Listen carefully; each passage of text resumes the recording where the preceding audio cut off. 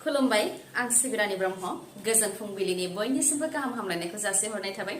नोंथांमोननि थाखाय आं माखासे खौरां लानानै फैबावबाय अन्नानै भिडिअखौ जोबजासिम नायलांदो मैदेरनिफ्राय रैखा मोननो थाखाय सोंनानै दोननाय मोब्लिब थानाय थाराव नांनानै सासे सुबुंनि जिउ खहा चिराङाव सोमजिदों बे दुखुनांथाव जाथाया चिरां जिल्ला बिजनी 2 नं हा गोदानाव सोमजिदों बे जाथाया मैदेरनि उदखारनिफ्राय न' बां आरो आबादथिलिखौ रैखा खालामनो थाखाय खरगेश्वर राय मुंनि सुबुङा सोरगिदिं मोब्लिब थानाय थार सोंख'नानै दोननायाव गबिन्द बर्मन मुंनि सुबुङा थैनो गोनां जादों ओजोंहाय रायजो राजाफ्रा अजद होनाय बायदिब्ला हा दखल खालामनो थाखाय बा हा आवग्रिनो थाखायसो खरगेश्वर राया बेबायदि मोब्लिब थानाय थारखौ सोंनानै दोनो बेयावनो लामाजों थाबायबोनायाव गबिन्द बर्मनाव थारा नांनानै बिथाङा थैनो गोनां जादों होननानै फोरमायथिदों बेनिखायनो जाथायनि सायाव जाहाथे गोख्रोङै नायबिजिरनाय जायो लोगोसे थार बिजिरनाय जायो बेनि थाखाय रायजो राजाफ्रा दाबि दैखांदों आरो दायनिगिरिनि हेंथा गोख्रों राहा लानो थाखायबो खावलायदों हा दखल खालामनो थाखाय बा आवग्रिनो थाखाय थाराव मोब्लिब सोंनानै दोननो थाखाय बबेनिफ्राय मोन्थायखौ मोननो हाखो होननानैबो खुद्रियो रायजो राजाफ्रा फोरमायथिनो गोनांदि मोब्लिब बोगथाबनायजों थैनो गोनां जानाय गबिन्द बर्मना 35 बोसोर बैसोनिमोन बे खेबाव फरायसाफोरा बिटिसिनि गाहाय प्रमद बर'नि हेंथा खुद्रिदों मुं थिसननायाव गोबां रां लानायनि हेंथायै टंला फरायसालिमानि फरायसाफोरा खुद्रिदों फोरमायथिनाय बायदिब्ला मुं थिसननायाव 3निफ्राय 5,000सिमहालागै रां लायो आर्ट्सनि थाखाय 4,000 आरो साइन्सनि थाखाय मुं थिसननायाव 5,000 रां लायो जाय जोबोद गोबां आरो मुं थिसननायाव गोबां रां लानायनि थाखायनो गोबां फरायसाफोरानो फरायनायखौ दोनथ'नो थांनांगासिनो दं होननानै खुद्रिदों फरायसाफोरा फोरमायथिबावनाय बायदिब्ला टंला फरायसालिमायाव गोबां दुखिया नखरनि फरायसाफ्रा फैयो जायफोर बर' बिथांमोनहा बांसिनानो जोबोद गरिब नखरनिफ्राय फैनाय बेनिखायनो बिथांमोनहा 4,000 5,000 रां होनानै मुं थिसननो हाया होननानै फोरमायथिदों फरायसाफ्रा लोगोसे फोरमायथिबावदों दि फरायसालिमानि बे जेंनाखौ लानानै बिटिसिनि गाहाय प्रमद बर'खौ लोगो हमनानैबो सावरायनाय जादोंमोन नाथाय प्रमद बर'आबो बेसेन नाङालासे मुं थिसनथाय होनो हानाय नङा होननानै बुंथिदों जायनाखि बिटिसिनि सोलोंथाइ बिफाना बिटिसि सोरखार बा प्रमद बर'नि सिङावनो फैयो बेनिखायनो प्रमद बर' बिथाङा गोसो जायोब्ला गोरिब नखरनि फरायसाफोरनो बेसेन नाङालासे मुं थिसनथाय होनो हायो होननानैबो बुंथियो फरायसाफोरा बेनि अनगायैबो जायनाखि बड'लेण्ड इउनिभार्सिटिनि सिङाव जेसेबां फरायसालिमाफोर दं बेफोर फरायसालिमाफोराव उथ्रिसारनो थाखाय 40 जौखोन्दोनि गोनांथि बेनिखायनो गोबां फरायसाफ्रा 80 जौखोन्दो 90 जौखोन्दो फरायसाफ्रानो फेल जानो गोनां जायो जेरावनाखि गुवाहाटी इउनिभार्सिटिनि सिङाव थानाय फरायसालिमाफोरनि उथ्रिसारनायनि जौखोन्दोआ 30 जौखोन्दो बेनिखायनो बड'लेण्ड इउनिभार्सिटिनिखौबो 30 जौखोन्दो खालामनानै होनो थाखाय प्रमद बर'निसिम खावलायो बिथांमोनहा जाहाथे बड'लेण्ड इउनिभार्सिटिजों सावरायो बेनि थाखायबो खावलायहरो फरायसाफ्रा लोगोसे फरायसाफ्रा फोरमायथिबावदोंदि फरायसालिमानि जेंनाखौ लानानै जों गोबां धरना होबोबाय नाथाय माखासे बर'नि फरायसा आफादा जोंनि दुखुखौ नुवाखै आरो ओंखारबोआखै आरो मानि थाखाय ओंखारबोआखै होननानैबो सोंथि खालामो फरायसाफोरा आरो मदद होयैखौ लानानै दुखु मोननायखौ फोरमायथिदों फरायसाफोरा बे बोसोरनि बिश्वकर्मा फुजायाव आसामनि सुबुंफोरा गोजाम रेकर्डखौ सिफायनानै गोदान रेकर्ड बानायदों नाथाय बे रेकर्डआ खारनाय बारनाय गेलेनाय बा गिनिस बुक अफ रेकर्ड नङा बे रेकर्डआ जाहैबाय आसामनि सुबुङा बे बिश्वकर्मानि फुजायाव बांसिन जौ लोंनानै रेकर्ड खालामदों सानसेयावनो 15,50,00,000 रांनि जौ फाननो हादों बिश्वकर्मानि सानाव जेरावनाखि गुवाहाटीयावनो 8,34,00,000 रांनि जौ फाननो हादों गुबुन बोसोरनि रुजुनायाव बे बोसोरनि बिश्वकर्मा फुजायाव आसामाव बांसिन जौ फाननो हादों रिपर्टनि बायदिब्ला थांनाय 2022 मायथाइनि बिश्वकर्मा फुजायाव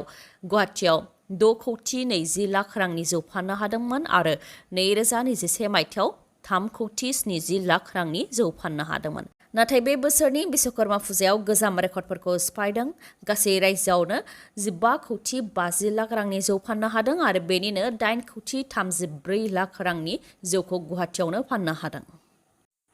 2013 मायथाइयाव गायसनजानाय बाक्सानि गंसे फरायसालि जायखौ बिटिसि सोरखारा आखायाव लानानै सालायबोदोंमोन बे फरायसालिनिफ्राय फरायसाफोरखौ गुबुनाव थांनो थाखाय डिसिनि बिथोन बाक्सा जिल्ला बरमायाव थानाय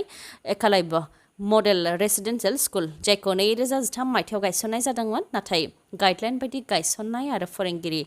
बा मावथिफोरखौ थिसननाय जायाखैमोन आरो गोलाव सम नांनायनि उनावबो फान्ड मोननो हायाखैमोन जायनि थाखाय बै समाव बिपिएफ सोरखार थानाय समाव बड'लेण्ड मडेल एडुकेसनेल ससाइटिनिफ्राय बिटिसि सोरखारानो आखायाव लानानै सालायबोदोंमोन नाथाय बे फरायसालिनिफ्राय फरायसाफोरखौ गुबुन फरायसालियाव थांनो थाखाय डिसिआ पुलिस लानानै फरायसालियाव नुजाथिहैदों ओजोंहाय डिसिनि बे बिथोनखौ लानानै खुद्रिदों फरायसाफोरजों लोगोसे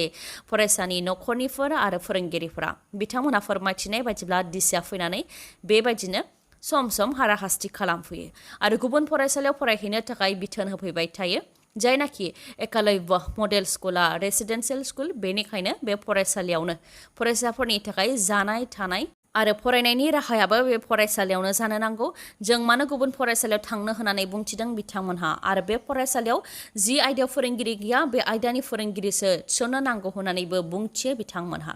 फोरमायथिनो गोनांदि डिसिआव फरायसालियाव फैनाय समाव खौरांगिरिफोरखौ फरायसालिनि सिङाव हाबनो होआखैमोन उनाव खौरांगिरिफोरनि नारसिननायाव फरायसालिनि सिङाव हाबनो खाबु होनो गोनां जादों बेनि उनाव खौरांगिरिफोरा फरायसालिनि सिङाव थांनानै भिडिअ सेबखांनायनि उनावनो डिसिआ फरायसालिनिफ्राय आनज्रायलांनो गोनां जादों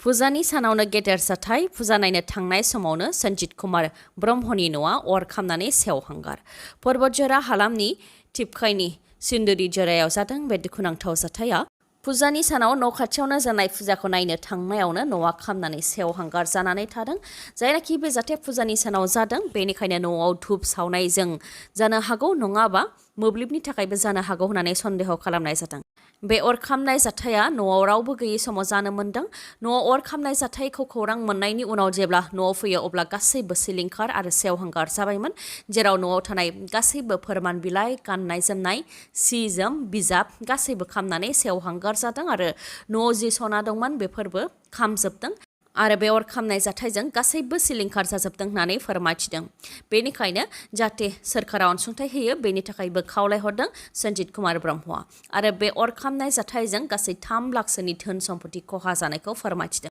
जायनाखि नखरा जेबो राहा गैला बेनिखायनो सोरखारा जाहाथे मदद होयो बेनि थाखाय खावलायहरदों सन्जित कुमार ब्रह्म बिथाङा बिस्वनाथ जिल्लानि गं 41 बर' गामिफोरखौ बिटिआरआव सोनो थाखाय आसाम केबिनेटआव थांखि लानायखौ गोजोननाय फोरमायथिदों गं 41 गामिनि बर' रायजो राजाफ्रा बेराफारसेथिं बिटिआरआव सोनो थाखाय मुं फोसावनायाव थालांनाय गामिनि रायजो राजाफ्रा दुखु मोननाय फोरमायथिदों बड'लेण्ड सोमावसारनायाव गहपुर आरो आसाम अरुणाचल सीमानि बर' रायजो राजाफ्रा गोबां बावसोमबोदोंमोन गोबां मदद होबोदोंमोन आरो खामानि गारनानै रेल लामा राजा लामा जथेनानै गोबां धरना होबोदोंमोन होननानै फोरमायथिदों नाथाय सिमालगुरि बिक्रमपुर आरो दलपा गामिफोरा थालांनो गोनां जादों जेरावनाखि खाथिनि गामिफोरानो बिटिआरआव हाबदों गहपुरनि गासैबो बर' गामिया बिटिआरआव हाबगोना हामा बेखौ लानानै गोबां सन्देह दं होननानै फोरमायथिदों बिथांमोनहा जेरावनाखि सिमायाव थानाय गामिफोराव गोबां जेंनाफोर दं जेरै लामा सामानि जेंना बेनिखायनो बेफोर गामिफोरखौ बिटिआरआव सोनो थाखाय आसामनि गिबि मन्थ्रि आरो प्रमद बर' बिथांमोननिसिम खावलायनायजों लोगोसे बर'नि दैदेनगिरिफोरनिसिमबो खावलायहरो बिथांमोनहा बेराफारसेथिं बिस्वनाथ जिल्लानि गं 41 गामिफोरखौ बिटिआरआव सोनो थाखाय आसाम केबिनेटआव थांखि लानायखौ लानानै बेफोर गामिनि रायजो राजाफ्रा गोजोननाय फोरमायथिदों आरो प्रमद बर' आरो दिपेन बर' बिथांमोननिसिम साबायखर बावहरदों लोगोसे प्रमद बर' जिन्दाबाद दिपेन बर' जिन्दाबाद होननानै रंजानायखौ फोरमायथिदों बिथांमोनहा आरो बिटिआर गोरोबथानि गेजेरजों बिस्वनाथ आरो सनितपुर जिल्लानिफ्राय 3,000सो गामिफ्रा हाबगोना हाबा बेखौ लानानै ओनसोलनि रायजो राजाफोरनि गेजेराव गोनो गोथो साननाय दं बिनि सायावबो बिथांमोनहा फोरमायथिदों दि जि गामिफोरा हाबनांगौ बे गामिफ्रा हाबखागोन आरो सिमलगुरियाबो हाबगोन बेखौ आसा खालामो होननानै फोरमायथिदों आरो बेखौ लानानै जाहाथे जोंनि गेजेराव गोरोन्थि साननाय हनाय सोमजिया आरो गासैबो राजखान्थि फारागथिखौ गारनानै बयबो जाहाथे ज' जानानै बर' हारिनि थाखाय खामानि मावो बेनि थाखायबो खावलायहरो बिथांमोनहा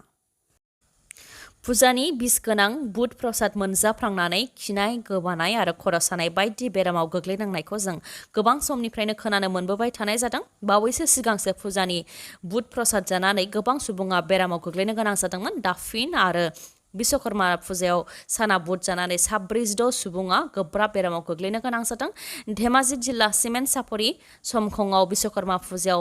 फुजानि बुट प्रसाद जानानै 46 सुबुङा खिनाय गोबानाय आरो उदै सानाय बेरामाव गोग्लैनो गोनां जादों 46नि मादाव 7 उन्दै गथ'साफोर होननानै मिथिनो मोननाय जादों 46नि मादाव माखासे जायफोर सुबुंफ्रा गोब्राबै बेरामाव गोग्लैदों बिथांमोनखौ गुबुन गुबुन देहा फाहामसालियाव थिसननो गोनां जादों होननानै मिथिनो मोननाय जादों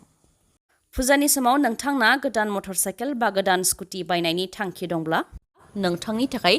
जोबोद गोजोनथाव खौरां काजलगावआव थानाय MMH अट' हन्डा श'रुमा नोंथांनि थाखाय बाम्पार अफार लानानै फैदों बिश्वकर्मानि थाखाय स्पेशल अफार होदों MMH अट' हन्डा श'रुमा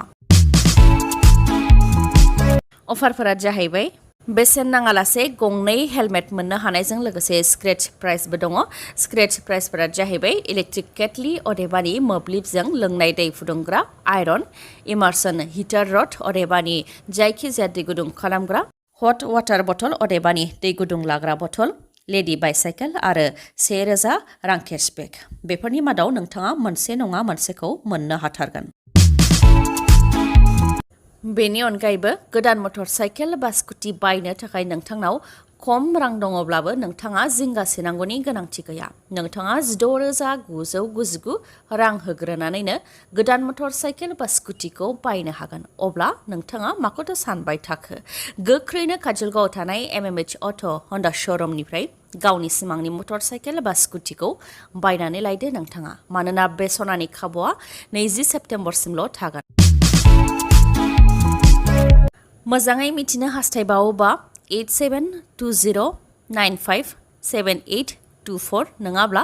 7002252878 बे नाम्बाराव कन्टेक्ट खालामनो हागोन आरो सोरबाफोर SB बड' निउज चेनेलनि गेजेरजों माबाफोर एडभार्टाइज होनो सानदोंब्ला 7099445422 बे नाम्बाराव कल हरनो हागोन। दिनैनि भिडिअ'आ एसेनोसै। गाबोन आरो गोदान भिडिअ'जों लोगो मोनफिनबावगोन। नोंथाङा दासिमबो आंनि चेनेलखौ साबस्क्राइब खालामाखैबा अन्नानै साबस्क्राइब खालामदो, लोगोसे लाइक, कमेन्ट आरो शेयार खालामनो दाबाव। गोजोन्थों।